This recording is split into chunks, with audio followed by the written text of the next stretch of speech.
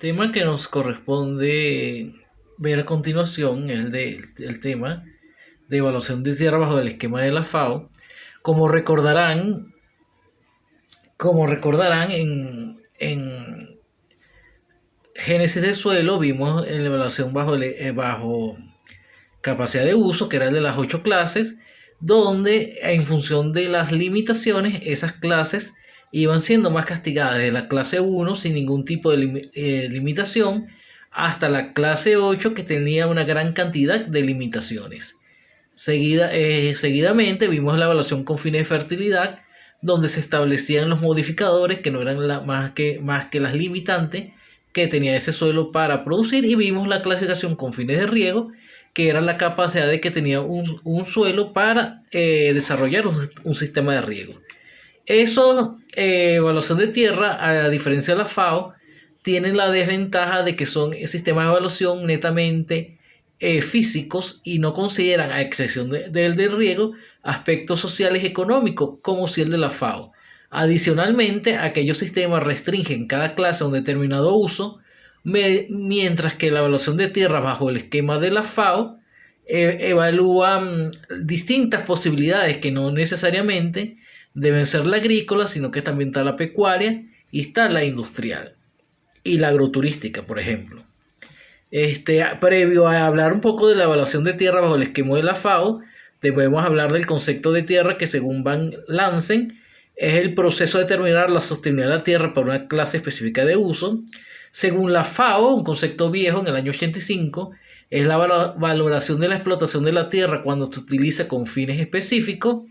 Y para Rossister, en el año 91, la evaluación de tierra con fines agrícolas es definida como la actitud que tiene ese sistema de producción agrícola.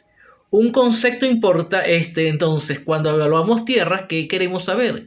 Queremos saber cuál es el mejor uso posible que se le puede dar a un lote, cuál es el mejor lote para un uso particular. Por ejemplo, si usted quiere sembrar maíz para silaje, usted debe seleccionar el lote que se adapte a esas condiciones.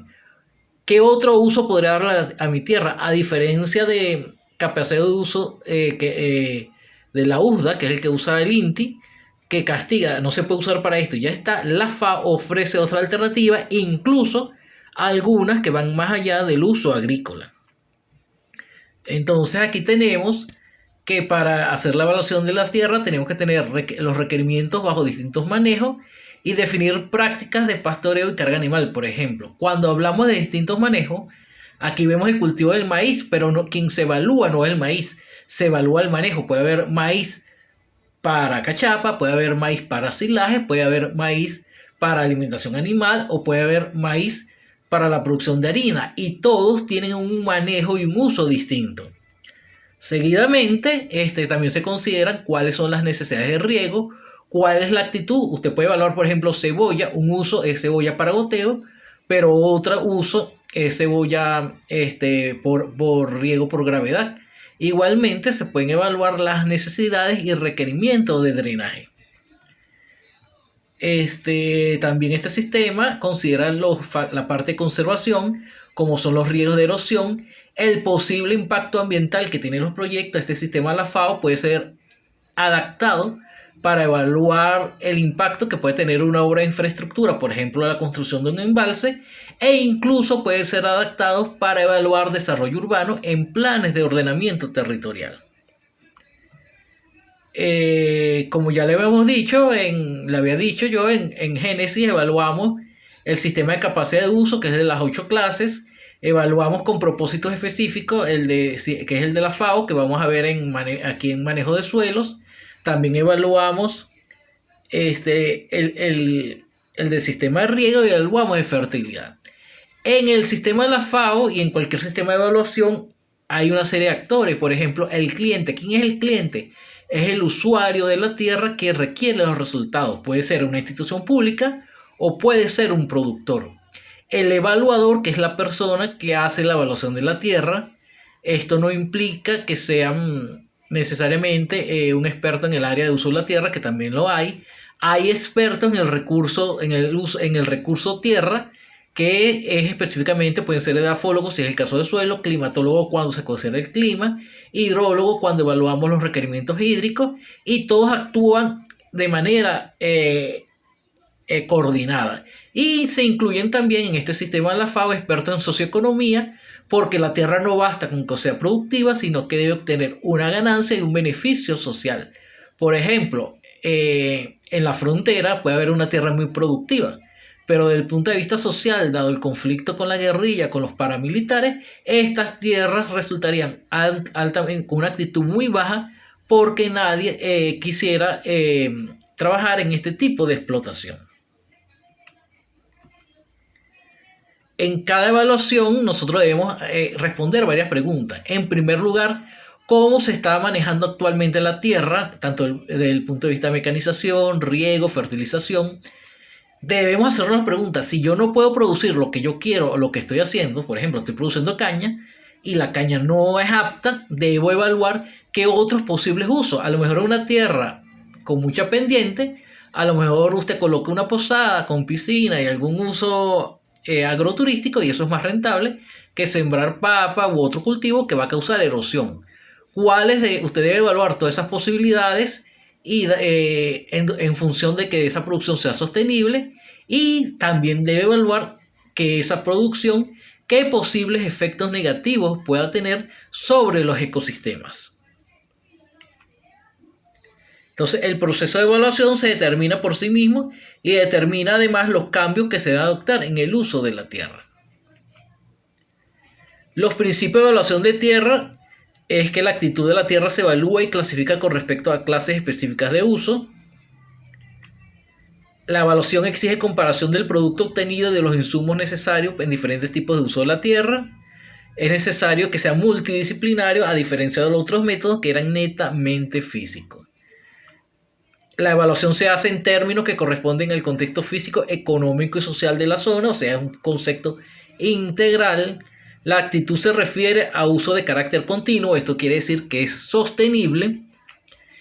Y la evaluación implica la comparación de una clase, de más de una clase de uso de la tierra. Por ejemplo, usted quiere sembrar maíz, debe comparar dentro de su finca las diferentes parcelas para seleccionar aquellas que sean más aptas, y las que no sean aptas, usted debe procurar darle otro uso que le sea rentable y sostenible en el tiempo.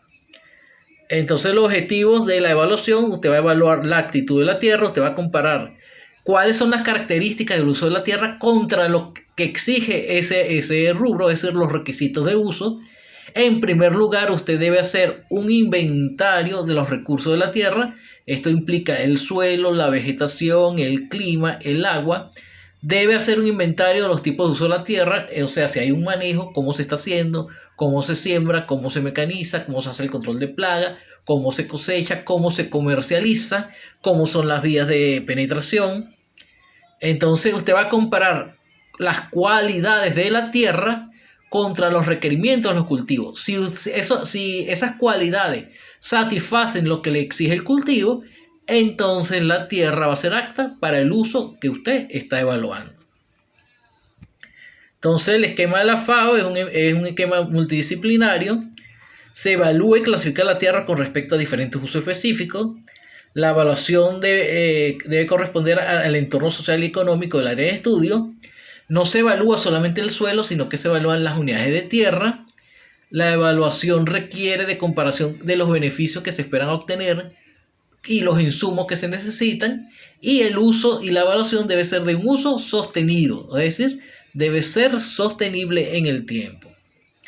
Entonces, una vez que usted define el objetivo, usted debe caracterizar la unidad de tierra. Esa caracterización implica la caracterización física del suelo y el agua, así como los aspectos socioeconómicos. Usted debe a su vez determinar el tipo de uso de la tierra, debe determinar los requerimientos del cultivo, es decir, cuánto requiere de nutrientes, cuánto requiere de luz, cuánto requiere de temperatura. Después comparar esos valores y determinar la actitud tanto física como socioeconómica de esa unidad de tierra para ese uso, y después eso le va a dar una actitud final de esas tierras. Entonces, la metodología lleva 3 fases. La primera, que es la recabación de la información. la definición de las unidades del análisis, después, posteriormente lleva la evaluación de las tierras, lleva después la generación de escenarios, que pasaría en un futuro si se obtienen si se hacen algunos cambios, y después la presentación de los resultados. Las unidades de análisis, nosotros tenemos que hacer la evaluación de tierra. Para ello nosotros tenemos que evaluar los tipos de uso de la tierra, y para cada uno de esos usos determinar los requerimientos que se requiere para que ese uso sea sostenible. También tenemos que evaluar las cualidades de las unidades que nos permitan la evaluación de las tierras y comparar esas cualidades versus los requerimientos. Y eso le va a dar una clase, una clasificación, y después usted va a definir una actitud que puede ser desde A1, que es apto, A2 moderadamente apto, A3 poco apto y A4 no apto. ¿Ok?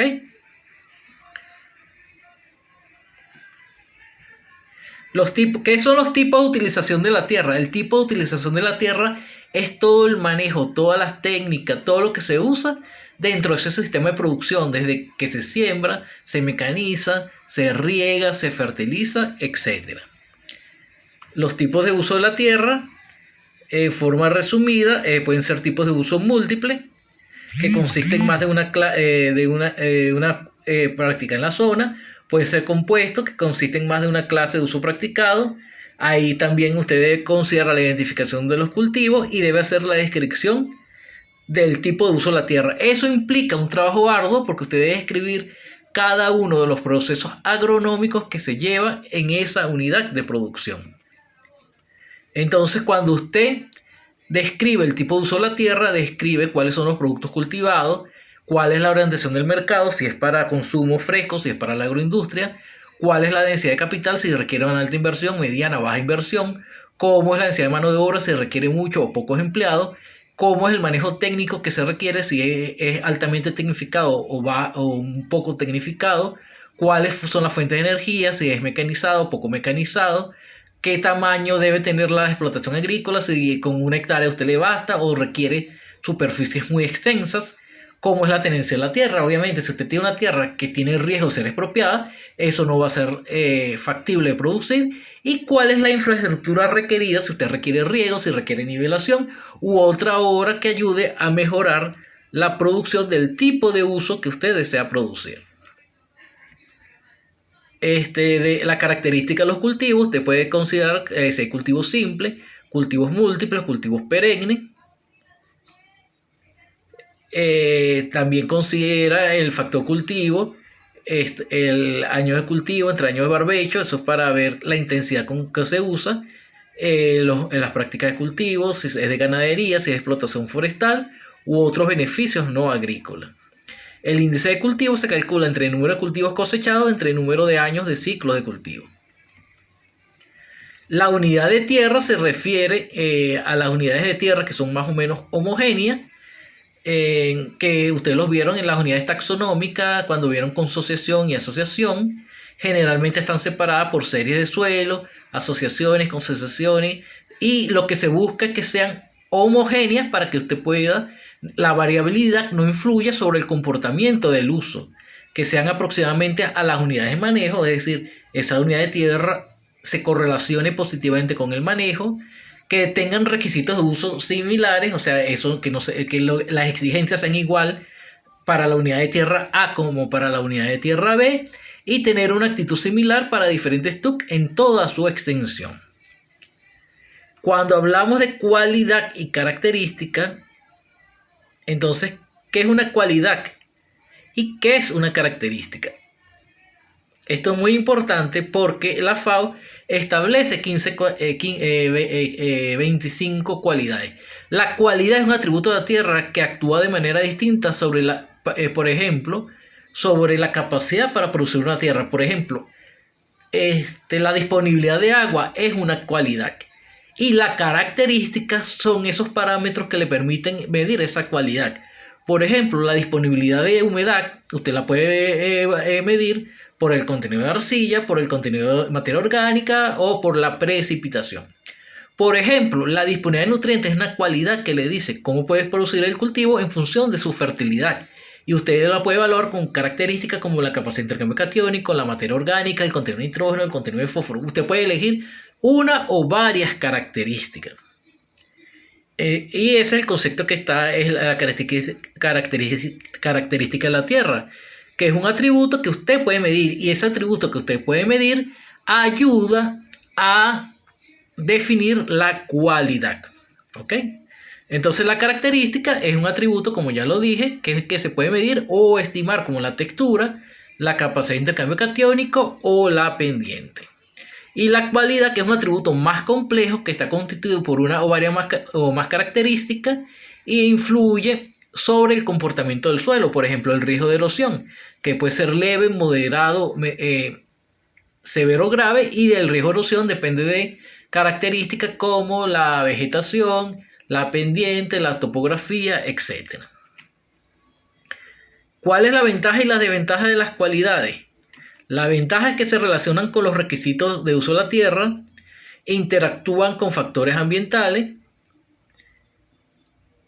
puede ser evaluado, el número de cualidades inferior al número de características. Usted puede evaluar 4 características, pero tiene una sola cualidad. Pero la desventaja es que es muy complejo y a veces es difícil su interpretación. Y las ventajas y desventajas de las características. Las ventajas de las características es que los procedimientos de evaluación son más sencillos y directos, permite comparación directamente, y la desventaja es que no consideran la interacción con el factor suelo, clima y relieve. Ahora la pregunta para aplicar este esquema de la FAO es cómo vamos a evaluar esas cualidades de la Tierra. Entonces la FAO tiene 25 cualidades.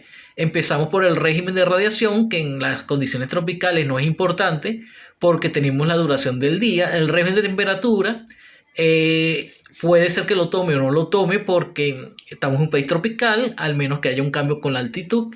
La humedad disponible, la disponibilidad de oxígeno para las raíces, que lo puede medir por el drenaje, la porosidad, la disponibilidad de nutrientes, que lo puede medir por la concentración de nutrientes disponible, la capacidad de retención de nutrientes, que lo puede medir por la capacidad de intercambio catiónico, la textura, la acidez o la alcalinidad, las condiciones de enraizamiento, que la puede medir por la densidad aparente, la textura, la profundidad efectiva, las condiciones que afectan la germinación y el establecimiento, que lo puede medir con características como la pedregosidad, el tamaño de los agregados, la humedad del aire, que lo puede medir con la humedad relativa media del mes, las condiciones para la maduración, que lo puede medir por los días secos sucesivos, hora de sol, temperatura, los riesgos de inundación, que lo puede medir por la frecuencia de inundación, periodos, precipitación, los riesgos climáticos, que es la frecuencia de heladas y tormentas, que esto no es importante en Venezuela, la salinidad, que lo mide a través de características como la conductividad eléctrica, el RAJ, el pH, la toxicidad, que lo puede medir con la concentración de aluminio, manganeso, carbonato de calcio o yeso, las plagas y enfermedades por la frecuencia, el umbral de daño económico, la planta afectada. Obviamente se basa en invernadero, esta cualidad no sería importante, tomando si consideramos que el invernadero va a ser diseñado de manera adecuada, la capacidad de laboreo con la plasticidad, textura y pendiente, las posibilidades de mecanización por la plasticidad, rocosidad, capa endurecida, textura, pendiente, la preparación del suelo por la forma del terreno y la vegetación, las condiciones de almacenamiento por la humedad relativa posterior a la cosecha. Si usted no va a almacenar el producto, esto no lo va a considerar. Las condiciones que afectan la ordenación temporal de la producción por la floración, temporada de lluvia, esto sobre todo en cultivos cuyo precio fluctúa dependiendo de la época del año.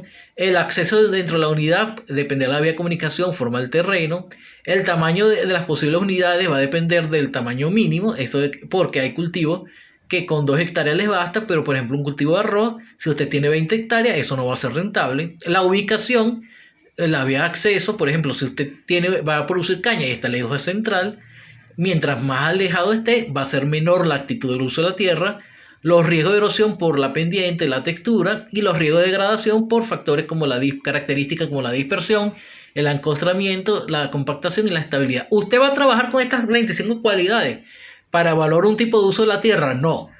El primer paso es que usted de esas 25 cualidades, en función del uso que usted va a evaluar de las características, usted va a seleccionar algunas de estas 25 cualidades y usted deberá explicar por qué las selecciona.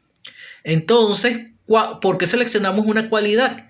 Porque tiene efectos conocidos en las clases de uso de la tierra, porque existen valores críticos de la cualidad, por ejemplo, porque usted sabe que en la zona, por ejemplo, el pH en algunas zonas es ácido y eso va a afectar el comportamiento del cultivo, y porque usted está en la capacidad de recabar la información.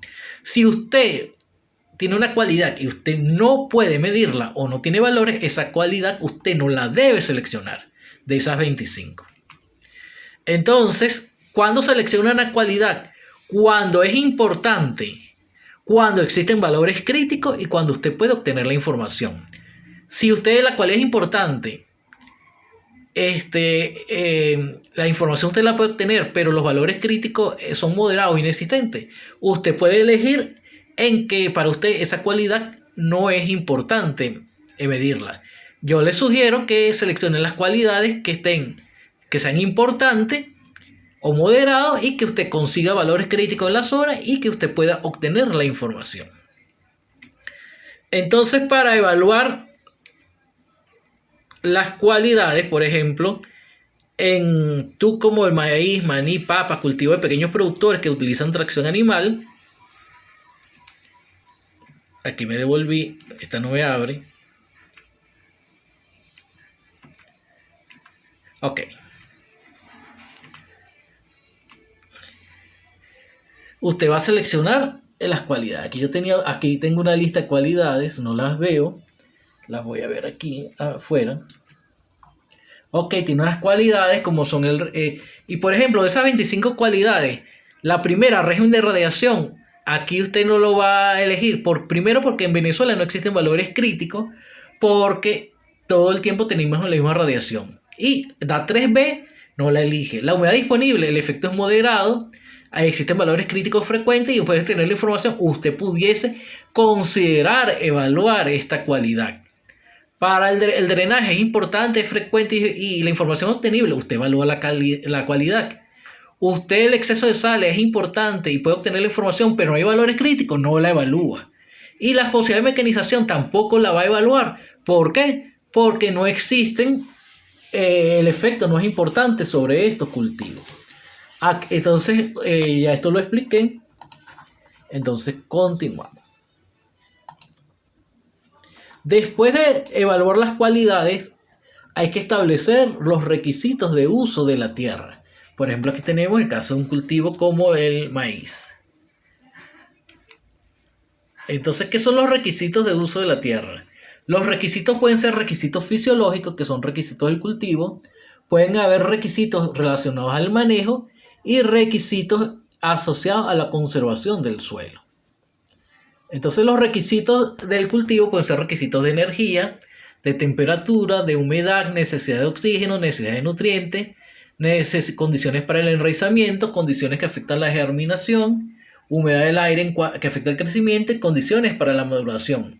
Los requisitos de manejo se refieren a la capacidad de laboreo, a la posibilidad de mecanización, a la preparación del suelo, al acceso dentro de la unidad de producción, al tamaño de la unidad de manejo y a la ubicación. Y los requisitos de conservación se refieren a los riesgos de erosión y a los riesgos de degradación del suelo. Los requisitos de mano de obra y de capital no se consideran acá, pero sí son importantes en la descripción del tipo de uso de la tierra. Y los requisitos que se expresan en términos de cualidades de la tierra. Y ya le hablamos de 25 cualidades. Para cada esa cualidad hay una clasificación por factores. ¿Qué son esos factores? Se refiere al efecto que tiene una cualidad sobre el cultivo. Y se establecen 4 clases. Sumamente apta, cuando esa cualidad no va a afectar la producción. Moderadamente apta, cuando esa cualidad puede afectar la producción. Marginalmente apta y no apta, cuando usted tiene una cualidad cuyo efecto va a ser notable sobre los rendimientos del cultivo. Y se expresa mediante una serie de valores críticos que usted debe determinar en función de la información que hay en la literatura. En la frontera entre A1 y A2 se coloca el límite inferior. Si usted tiene una cualidad y evaluó 2 características y le dio A1 o A2, usted va a colocar que es la cualidad final A2. Y si está en la frontera entre A2 y A3, coloca la más baja, que es A3. Y si está entre A3 y A4, coloca la más baja, que es A4. Y como ya les dije, eso se evalúa en función de cómo esos factores pueden afectar el rendimiento. Y en términos también de los insumos que se requieren para superar esa limitación. Entonces, A1 es cuando en términos de rendimiento estamos sobre el rendimiento del 80%, A2 cuando los rendimientos del cultivo están entre 40 y 80%, porque es necesario, por ejemplo, en el caso de suelo, fertilizar marginalmente apto, cuando los rendimientos son afectados severamente y hay que invertir mucho para recuperarlo, y no apto cuando prácticamente ese tipo de uso no es manejable bajo esas condiciones de uso de la tierra. Entonces, pongamos un ejemplo. La cualidad de la tierra, oxígeno disponible, usted la va a evaluar con una característica que se llama clase de drenaje del suelo y va a establecer clase. A1 es cuando usted tiene un buen drenaje excesivo, A2 cuando tiene el drenaje bueno, A3 cuando tiene el drenaje imperfecto y cuando el drenaje es ineficiente es A4. ¿Contra quién va a comparar usted esos valores A1, A2, A3 y A4? Contra los valores de la unidad de la tierra que van a estar descritos en su calicata. Las condiciones de enraizamiento van a ser evaluadas por la profundidad efectiva, expresada en centímetros. Cuando usted tiene un suelo de más de 120 centímetros va a ser A1. Si tuviese un suelo entre 50 y 120 centímetros para ese uso va a ser A2. De 30 a 50 va a ser A3 y N30. Si usted revisa su calicata y tiene una capa compactada a los 40 centímetros, entonces esa cualidad, condiciones de enraizamiento va a ser, hablamos de 40 centímetros, A3. El suelo, nutriente disponible, puede ser afectado por el pH, entonces evaluamos la reacción del suelo. Y tenemos cuatro clases: A1, cuando el pH es 5,5 a 7,5, A2 cuando está entre 4,8 y 5,5, A3 cuando está entre 4,5 y 4,8, ligeramente ácido, ligeramente alcalino, y cuando es muy ácido o muy alcalino, cae en la clase 4. Entonces, si usted ve su calicata y tiene un pH de 4, entonces eso cae en la categoría A4, porque ¿qué quiere decir esto? Que no vale la pena ni encalar para superar esa deficiencia. Por ejemplo, tenemos otro caso, posibilidad de mecanización, que es la pendiente. Menos de 2 a A1, de 2 a 4 es A2, de 5 a 15 es A3 y y A4 es mayor de 15. Si usted tiene un suelo con pendiente del 5%, entonces lo califica como A3. Los riesgos de erosión lo evalúa con la característica cobertura vegetal. Si usted tiene el suelo de cubierto, lo evalúa por las pérdidas de suelo, que mide la erosión, y lo evalúa por la cobertura vegetal. Y los riesgos de degradación lo evalúa por la estabilidad estructural.